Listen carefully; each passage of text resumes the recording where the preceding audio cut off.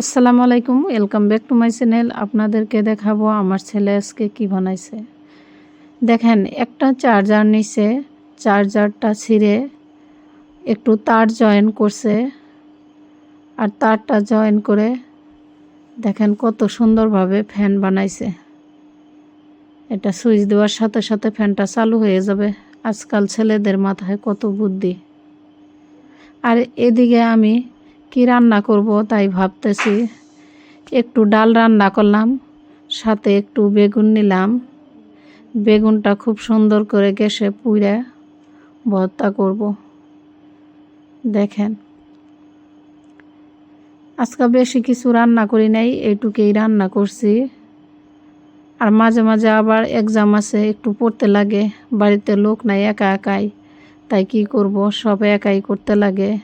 এভাবে আমি টাইম পার করি।